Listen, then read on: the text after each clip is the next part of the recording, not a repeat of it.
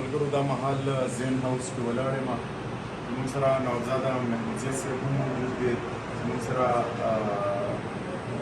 طاهر خان موجود دی، زموږ سره دغه سلطان صاحب موجود دی، دغه نور زموږ ټول مشران موجود دي. خو نن د دوی دلته یو میټینګ وشو. د دې میټینګ په حواله راسره یو دوه درې خبرې وکړې چې ستاسو اجنډا څه وه د دې میټینګ؟ بسم الله الرحمن الرحیم. فتح ډېره زیاته مهرباني. پرونو د محمودزی په خبرې په ځای کې میټینګ شو زندي او ټول مشران اخوان شوي وو. هغو به دا فیصله کړې وه چې دا څلور کونسلو نماینده میټینګ به بیا کې بری سرای کې وشي زمونږ په دې ځای کې. نو ټولو ملګرو ډېره زیاته مو شکریا او مهرباني ادا کوو چې دلته کرانه په ډېر شارټ نوټس باندې او د هغې لپاره د 26 تاریخ باندې صوبایي زموږ چې کوم صدر دی زموږ کوم قیادت دی هغوی دا اعلان کړی دی د دې حکومت خلاف به موږ یو ډېر پرزور یو دغه کوو احتجاج به موږ ریکارډ کوو. نو په 26 تاریخ د هغې په سلسله کې دا میټینګ وشو او انشاءالله په 26 تاریخ په موږ 10 بجې 12 بجې روانېږو او اسمبلۍ مخې ته به ځو او خپل ریکارډ به احتجاجي ریکارډ ٹھیک دی جی. زموږ سره محمودزی خان موجود دی. دې نه به پوښتنه کوو، تاسو خو لږ لیټ هم راغلی، خو د کارکونانو له به څه پیغام ورکوئ د 26 مې په حواله باندې؟ بسم الله الرحمن الرحیم. په جواب صاحب ډېره شکریه چې تاسو موږ ټایم راکړو. زه خو اصلي راغلی وم دعا دپاره، خو دلته المپي راته ټلیفون وکړي دلته میټینګ دی. نو ما زه به خامخا ټول ملګري راغونډې دي چې زه میلاو شم او دې دغې کې به خبرې مو وکړو. 26 تاریخ باندې دوی احتجاج دپاره پېښور کې دغه پروګرام کړی دی. نو موږ ټول ورکرانو ته ټولو دغو ته دا درخواست دی چې په دې پروګرام کې شرکت وکړو او دا پروګرام کامیاب کړي. د پارټۍ پروګرام دی نو لہٰذا دا کامیابول زموږ د ټولو لپاره ضروري دی. منیجر صاحب تاسو به څه وایئ ورکر ته وړوکې غونډه کې پیغام ورکوي؟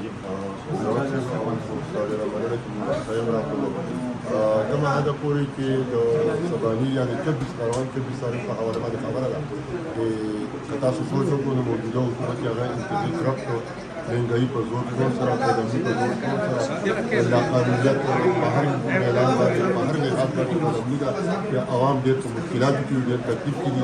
نو دغه په وجه باندې دغه بنیاد باندې پاکستان کې مستقل یو سوچ وکړو چې د عوامو د خدمت لپاره د عوامو سره خلا رسولو لپاره عوامو ته اسانۍ پیدا کولو لپاره د دې حکومت خلاف 26 تاریخ مقرر کړي دې خلاف موږ یو احتجاجي دھرنا کوو.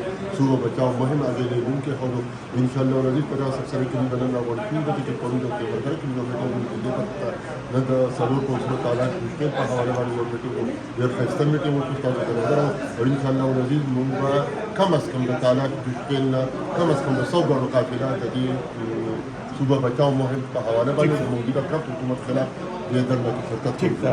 چیرمن صاحب ته څه پیغام ورکوي 26 مې په حواله باندې خپلو ورکرانو کارکونانو ته؟ اعوذ بالله من الشیطان الرجیم. بسم الله الرحمن الرحیم. ډېره مهرباني سواګینیو څرنګه چې مشرانو خبرې وکړې، چیرمن صاحب خبرې وکړې، زمونږ ثابت الله دې خبرې وکړې.